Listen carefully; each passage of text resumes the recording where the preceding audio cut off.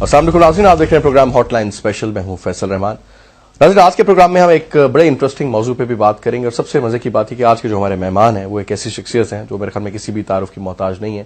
ایک ایسی شخصیت جس نے بڑی قربانی دی، بڑی جان ماری، بڑا ایفرٹ تھا ان کا ایک ایسی تحریک کے لیے جو بڑی لیجیٹمیٹ تحریک تھی. لیکن موجودہ دور میں اس کی کیا لیجیٹمیسی رہ گئی ہے، اس کے حالات کیا ہیں، اس کے واقعات کیا ہیں. 9/11 پوسٹ 9/11 خاص کر کے جو دنیا میں ایک پورے کا پورا یہ سلسلہ بن گیا کہ کسی بھی آزادی کی تحریک کو ٹیررزم کا رنگ دے دیا گیا، اور جو جینون لیجیٹمیٹ اور جائز تحریکیں تھیں ان کو بھی دبانے کی کوششیں کی گئیں.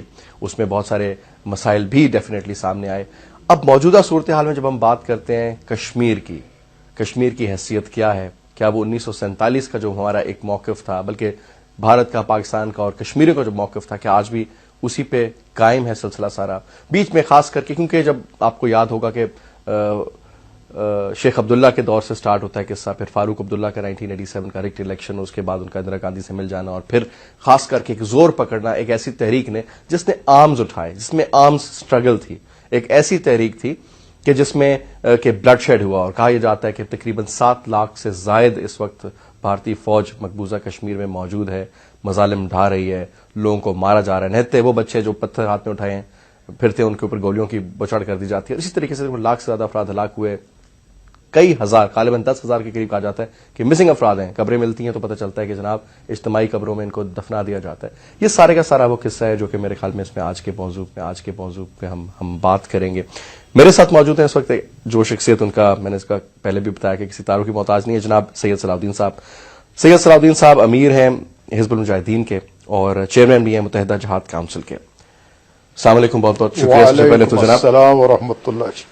سید صاحب، بہت سارے سوالات، کیونکہ یہ کوشش کروں گا کہ یہ جو ہمارے پاس 35-36 منٹ کا وقت ہے اس میں مکمل کر سکوں، لیکن کیونکہ یہ موضوع اتنا بڑا سب کچھ، تھوڑا سا تو ہمیں ماضی میں لے چلیے. 47 میں بنتا ہے جناب پاکستان، کشمیر کا کچھ حصہ مجاہدین کی مدد سے ہمارے ہاتھ میں آتا ہے. مجاہدین کا سلسلہ تو وہیں سے شروع ہو گیا، تحریک نے رنگ ضرور بدلے. شیخ عبداللہ سے شروع کیجئے، تھوڑا سا موٹا ہمیں سمجھائیے کہ اس کے بعد ہوا کیا، کہاں غلط ہوئے. 87 کے بعد کے سوالات پھر میں آپ سے کروں گا. سب سے پہلی بات یہ ہے کہ 1975 میں شیخ عبداللہ نے اس وقت کی جو وزیر اعظم تھی انڈیا کی اندرا گاندھی صاحبہ، اس کے ساتھ ایک معاہدہ کیا اندرا عبداللہ ایکارڈ کے نام سے. اس ایکارڈ کے نتیجے میں وہ اپنی علیحدگی کی تحریک جس کا نام تھا آل جموں کشمیر محاذ شماری، اسے دستبردار ہوا. اس کو ریاست کا وزیر اعلیٰ بنایا گیا، اور اس حقیر منصب کے خاطر اس نے قوم کی قربانیوں کے ساتھ بے وفائی کی، اور بھارت کے فوجی تسلط اور سیاسی استبداد کو اس نے اصولتاً ایکسپٹ کیا. ٹھیک. اس کی رد عمل میں پوری قوم وہاں گول باغ میں جمع ہوئی اور اس کے خلاف اپنی ناراضگی کا اظہار بھی کیا. لیکن حقیقت یہ ہے کہ جب سے بھارت نے 27 اکتوبر 1947 کو اپنی ناپاک فوج کشمیر کی سرزمین پر اتار دی اور فوجی قبضہ کیا، تب سے لے کر آج تک جموں کشمیر کے عوام نے even for a fraction of a second Bharat کے فوجی تسلط کو قبول نہیں کیا.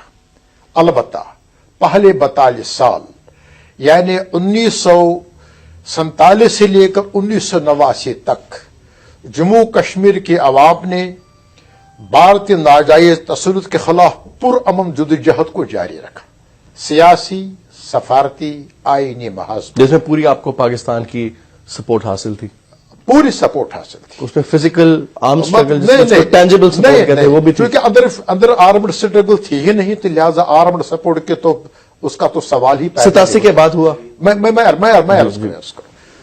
جب 42 سال کی یہ پرامن جدوجہد کو، جس میں بندوق کے استعمال نہیں تھا، بھارت کی سامراجی سرکار نے بہر قہر کرش کرنے کی کوشش کی، تو آخر چارے کار کے طور اس 42 سالہ پرامن جدوجہد کے ناکامی کے بعد جموں کشمیر کے نوجوانوں نے، وہاں کی قیادت نے، دینی قیادت نے بالخصوص، ٹھیک ہے، आखिरी चारे कार के तौर बंदूक का रास्ते अख्तियार करने का फैसला किया। अच्छा, मुझे मेरी नॉलेज में यानी मुसल्लह जद्दोजहद 1989 में इसका आगाज हुआ। ठीक। हाँ जी, हाँ जी। अच्छा, ये फरमाइएगा कि जनाब JKLF, जिसको एक बड़ा सेक्युलर जमात, जैसे पाकिस्तान में पीपल्स पार्टी NP को कंसिडर किया जाता है, इस तरीके से JKLF, ये एक तासुर दिया जाता है, मैं चाहूंगा आप क्लियर करें इसको अगर ये गलत तासुर है, कि आपकी पार्टी को जो क्रिएट किया गया और खास करके जो आर्म्ड विंग को क्रिएट किया गया वो एंटी सेक्युलरिज्म का एक हिस्सा था। ये बात दुरुस्त है? नहीं, डेफिनेटली रॉन्ग है जी, डेफिनेटली 110% गलत। बेसिकली वहां की आवाम ने, वहां की तहरीकी क़यादत ने यह फैसला किया, चूंकि जब उनको यकीन के हद तक यह मालूम हुआ कि भारत जैसे फरेबकार और जालिम साम्राज्य से आजादी का हसूल सिवाय मुसल्लह जद्दोजहद के नामुमकिन अमल है, तो शऊरी तौर यह फैसला किया गया। और इसके साथ साथ कुछ और भी जो वाक़ात गिरदुनवा में हुए, ईरान में एक इनकलाब बर्पा हुआ, रजा शो जो अमलन वहां पर इसराइल और अमेरिका था, निकाह बाहर किया गया। और यहां सोवियत यूनियन जो इंडिया से 2.5 गुना ज्यादा ताकत और एक साथ ताकत थी, अफगानिस्तान से जिहाद के नतीजे में निकलने मजबूर, न सिर्फ निकलने पर मजबूर हुआ, उसका शिराजा ही बिखर गया, सोवियत यूनियन का नक्शा सफे हिस्से से मिट गया। तो इन फैक्टर से मुतासर हुए कश्मीरी नौजवानों ने यह फैसला किया कि भारत से अगर हमें वतन अज़ीज़ को आजाद करना तो सिवाय मुसल्लह जद्दोजहद के दूसरा ऑप्शन है ही नहीं, क्योंकि बाकी सारे पुरन ऑप्शन 42 साल से आजमाए जा चुके। आपके कितने बंदे शहीद हुए अब तक तकरीबन इसमें? आपसे मुराद आपकी हिज़्बुल मुजाहिदीन के जो हमारे कुल मिला के है तकरीबन 37,000 लोग, लेकिन उनमें मुजाहिदीन 12-13 हजार, बाकी माविनीन, मददगार, अंसा, अपर ग्राउंड कारकुन जो जितने भी थे। तो सर ये 12-13 हजार एक चीज मैं अर्ज करना चाहूंगा, हम जितने भी कश्मीर के अंदर इस तहरीक के दौरान जब से मुसल्लह जद्दोजहद शुरू हुई 1,30,000 लोग जामी शहादत नोश कर चुके, बूढ़े, बच्चे, सिविल, नौजवान, मुसल्लह मुजाहिदीन 1,30,000 के 30,000 हम उनको अपना समझते हैं। एक बात, मैं हिज़्बुल मुजाहिदीन का नाम अलग नहीं से मुझे इसमें मुझे एक हिसाब उसको, ठीक है, ठीक। ये बरादर जहाजी तंजीमों से वाबस्ता जितने भी लोग शहीद हुए वो हमारे हैं। उससे पहले तकरीबन 4.25 लाख लोग पहले ही जम्मू कश्मीर जामी शहादत नोश कर चुके। सबसे बड़ा वाक़ा हुआ 6 नवंबर 1947 को, जब बयाक वक्त जम्मू में उस वक्त के महाराजा हरी सिंह डोगरा ने कश्मीर से भागकर जम्मू में आकर अपनी पॉलिसी उसी पे बात करता हूं, हमारे तहरीक को नाक़िबल तलाफी नुकसान पहुंचा। सर 9/11 के बाद तो सारी सिचुएशन होगी चेंज, उसी पे बात करेंगे। एक ब्रेक लेते हैं नाज़रीन, ब्रेक के बाद वापस आते हैं। 9/11 के बाद तहरीक आजादी कश्मीर को क्या मसाइल दरपेश हुए, खास करके कहा जाता है कि परवेज मुशर्रफ की गवर्नमेंट ने, और परवेज मुशर्रफ ने अमेरिकन प्रेशर में आकर के तकरीबन अपने इक़्तिदार को संभालने के लिए तकरीबन यू टर्न ले लिया। वो यू टर्न किस हद तक नुकसानदेह था, एक ब्रेक के बाद। Welcome back after the break जी। गुफ्तगू हमारी जारी जनाब सैयद सलाउद्दीन साहब से। सलाउद्दीन साहब, आपने ब्रेक से पहले फरमा रहे थे आपके जनाब ये जो तहरीक को सही नुकसान पहुंचा, ये पहुंचा पोस्ट 9/11। अब पोस्ट 9/11 में जो मेन चीज थी वो ये थी कि जनाब एक तो जो जेन्युइन आजादी की तहरीकें भी थी उनको भी नाम दे दिया गया टेररिज्म का। खास करके बहुत सारे कुछ इंडिया को मतलब थी, इंडिया ने भी उसमें बहुत ज्यादा अमेरिका के साथ हाथ मिला लिया, और आज भी आप देखें कि खित्ते में वो अमेरिका का सबसे बड़ा एलाय है। स्ट्रेटेजिक पार्टनर पाकिस्तान नहीं है, अब भारत है इस खित्ते में अमेरिका का। अब वो बायपोलर जमाना खत्म हो गया है, रूस का और अमेरिका का अब यूनिपोलर दौर है। तो इसमें अमेरिका की जो गिरफ्त है पूरी दुनिया पर हावी है जी, जो वो चाहता है मनवाता है। आपने सूडान की एग्जांपल दी, तैमूर की एग्जांपल दी आपके सामने। कश्मीर का मसला जनाबे वाला जब आता है, सदर ओबामा जो चेंज की बात करता था कि जनाब हम दुनिया में चेंज लाएंगे, और कश्मीर का उस वक्त उसने इलेक्शन से पहले आपको याद होगा जिक्र भी किया था, लेकिन जब वो आता है भारत के दौरे पर तो कश्मीर का किस्सा छेड़ता ही नहीं है कि ताकि भारतीय नाराज ना हो जाए। तो आप समझते हैं कि ये तो किस्सा चैप्टर क्लोज है।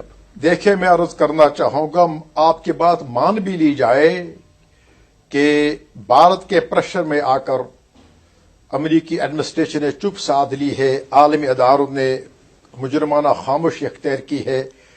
इसका मतलब यह है कि जम्मू कश्मीर के अवाम जिन्होंने आज तक 5.25 लाख जानों का नजराना पेश किया है, 10,000 इफ्फत माब माओं बहनों बेटियों की आबिर लुट चुकी है, और हजारों बस्तियां और बाजार तारा चुकी। इस मसले पर कंप्रोमाइज करने की मैं आपसे गुजारिश करना चाहूंगा, اس میں شک نہیں ان عالمی طاقتوں اور عالمی اداروں پر کشمیر عوام کا اعتماد ختم ہو چکا ہے، لیکن ہم آج بھی جب میں آپ کے ساتھ بات کر رہا ہوں پر امید ہے کہ انشاءاللہ المستعان عوامی جدوجہد کے نتیجے میں تیر بہدف مسلح جدوجہد کی کارروائیوں میں انشاءاللہ انڈیا نکلنے پر مجبور ہوگا، کیونکہ تاریخ نے ثابت کر کے رکھ دیا ہے مسلمانوں کا کوئی مسئلہ ٹیبل پر تب تک حل نہیں ہوا جب تک ان کے پاس کوئی بارگیننگ پوزیشن نہ ہو۔ بارگیننگ پوزیشن کا مطلب ہے ہاتھ میں بندوق، آپ کی تو جو جماعت کا آپ کے وہ طاقت یعنی آپ کے پاس ایک فیصلہ کن اتھارٹی ہو۔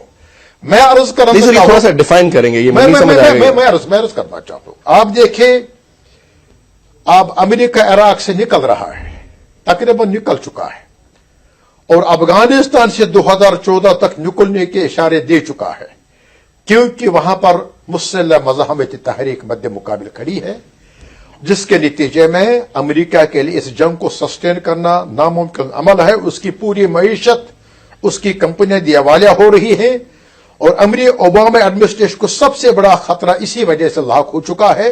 تو میں عرض کرنا چاہوں گا کہ عراق سے نکل گیا امریکہ تو مسلح مزاحمت کے نتیجے میں، ویتنام سے نکل گیا تو مسلح مزاحمت کے نتیجے میں، سوویت یونین نکل گیا افغانستان سے مسلح مزاحمت کے نتیجے میں، الجزائر نکلا، الجزائر سے فرانس نکلا تو مسلح مزاحمت کے نتیجے میں، اٹلی لیبیا سے نکلی تو مسلح مزاحمت کے نتیجے میں۔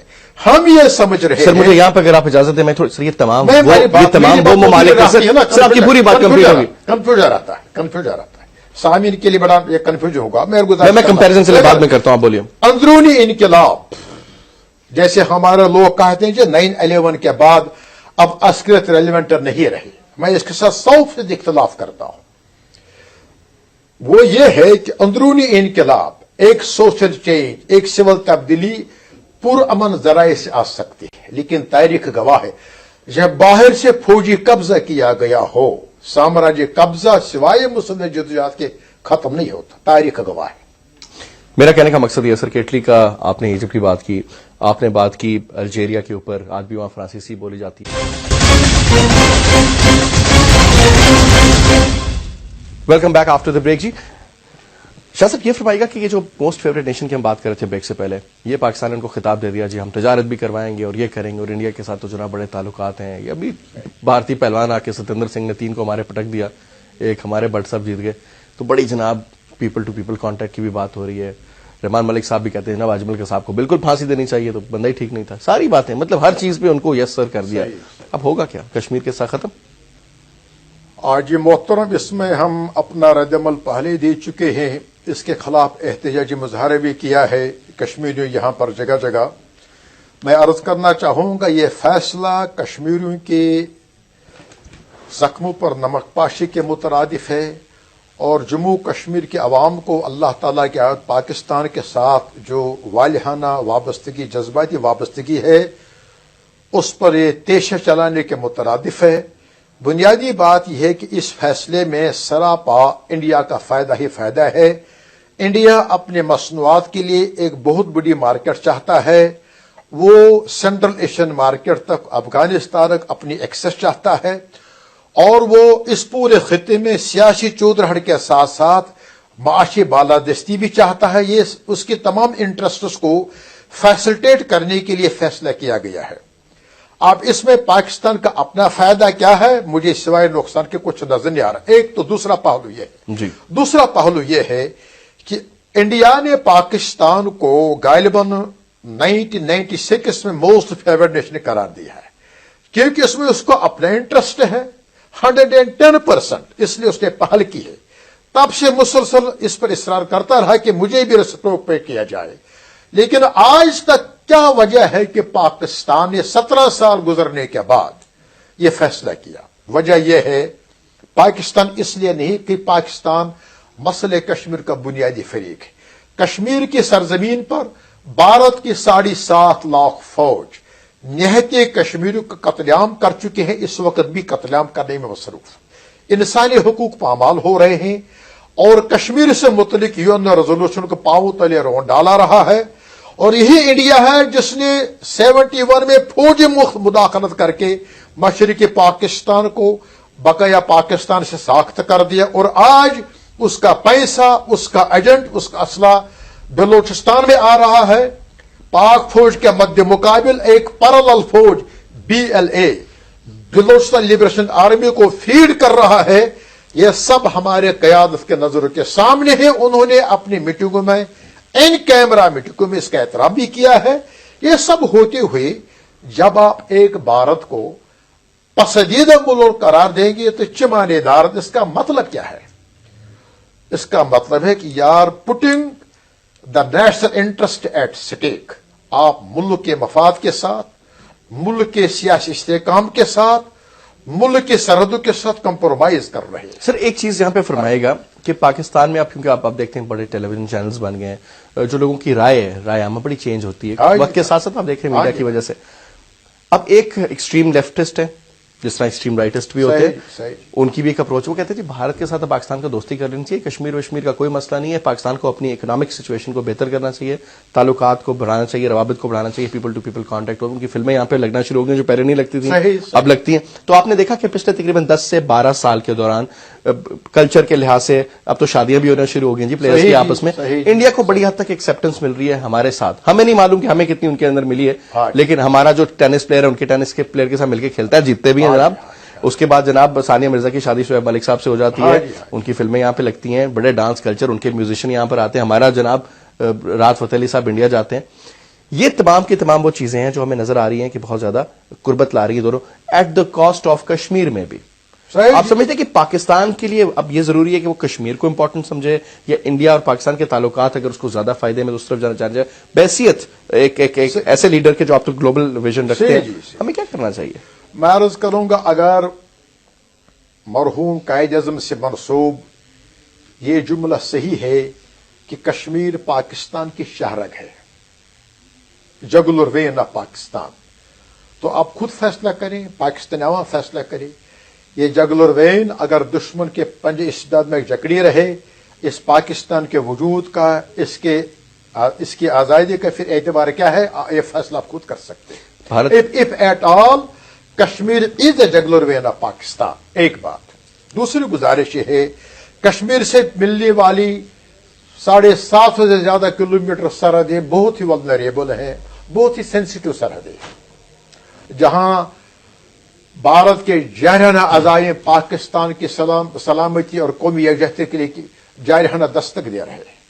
और पाकिस्तान से आए बहने वाले दरियाओं, जिनसे आपके खेत और खलियां लहरा रही है, और ये बिजली के ये टिमटिमे, ये जो चराग है टिमटिमा रहे हैं, तो ये सब फिर खतरे में पड़ने वाली बातें हैं। ये एक तफसील का मैं एक अर्ज करूंगा, मैं अर्ज करना चाहूं, अगर पाकिस्तान की अवाम और पाकिस्तान की क़यादत और पाकिस्तान की इंटेलिजेंसिया इस नतीजे पर पहुंच चुके हैं, यहां पहुंच रहे हैं, यहां पहुंचने वाले हैं कि अब हमें कश्मीर काज को छोड़कर पाकिस्तान की माशी तरक्की की तरफ तवज्जो देनी चाहिए। कि ख्यालस्त महलस्त जुड़ो, कश्मीर जब तक इंडिया के पास है तब तक पाकिस्तान की सलामती, पाकिस्तान का दिफा और पाकिस्तान के national integrity, everything is at stake. ये आज का बयान है। सर जो 65 साल से आज तक के हालात हैं, अगले 65 साल भी ऐसे रहेंगे। मैं अर्ज करूं, जैसे भी बुरे हो जाएंगे। ये लेटेस्ट बयान है वजीर खारजा का कल पार्लियामेंट के सरमाई इजलास में। वो कहता है 78,000 मुरब्बा किलोमीटर पाकिस्तान के नाजायज कब्जे में है कश्मीर के, और हम इनके हुसूल के लिए संजीदा मुज़ाकरात के लिए कोशिश कर रहे हैं। ये अल्फाज जरा देखिए, ये अल्फाज एक्चुअल वर्ड्स हैं मिस्टर कृष्णा के। कल की स्टेटमेंट है ये, कल की पार्लियामेंट के अंदर। यानी वो ये कह रहे हैं कि जो हिस्सा कश्मीर का पाकिस्तान के पास, वो भी हमें दे दें, वो हमारा ही है। एक वहां जो बीजेपी है उसका जो इंतखाबी मंशूर है, अल्लाह मुझे माफ करे, मुझे सही नंबर याद नहीं, तीसरे चौथे नंबर पर उनका कौम के साथ ये वादा है कश्मीर के कि अगर हम इक़्तिदार में आ गए तो हमारा पहला काम होगा, हम अखंड भारत के ख्वाब को शर्मंदे ताबीर करेंगे। जो पाकिस्तान के पास बच्चा खचा हिस्सा है कश्मीर को, उसको हासिल करके वापस इंडिया के। तो बीजेपी एक एक्सट्रीमिस्ट ग्रुप है ना, ये अजाइम आपके सामने मौजूद है। रही बात की सकाफती यलगार पाकिस्तान और पाकिस्तान के माशरे पर, यहाँ के हुक्मरानों पर, यहाँ के अदारों पर, मैं एक्सेप्ट करता हूं। मुझे ये नामौलूम कौन सा साल था, it was probably it was something about 98 या 97, जब सोनिया गांधी ने एक मीडिया शो में कहा हमने बगैर किसी लड़ाई के सकाफत के महज पर पाकिस्तान को फतह कर लिया है। गलत तो नहीं कहा था उसने? उसने गलत नहीं कहा। आई एंडोर्स 110%। और उसकी वो जो आजहानी थी सास इंदिरा गांधी, उसने अल्लाह ताला उसको इसकी सजा दे, उसने ये कहा था कि मशरिकी पाकिस्तान को अलहद करके हमने कायद-ए-आज़म के 2 कौमी नजर को खलीज मंगोल में डुबो दिया। ये सब कुछ जो हो रहा है हमें हुक्मरान सुनवा रहे, करवा रहे। मैं अर्ज करना चाहूंगा, अगर पाकिस्तानी अवाम, पाकिस्तानी इंटेलिजेंसिया, पाकिस्तान की कयादत इसी नतीजे पर पहुंच चुके हैं कि जी कश्मीर की वजह से हमें कोई नुकसान पहुंच रहा है to our national economic interest, we agree. मैं आपसे कह रहा हूं कि हमें मोहतरम पाकिस्तान की सालमियत, पाकिस्तान का इस्तेहकाम, पाकिस्तान की कौमी यकजहती, पाकिस्तान के माशी तरक्की हमें अपने जानों से ज्यादा अजीज है। वे कश्मीर इज रेडी। हम ये गुजारिश करेंगे कि पाकिस्तान संभाले अपने आप को, हम कश्मीरियों को अपना केस लड़ने दे दें। We will never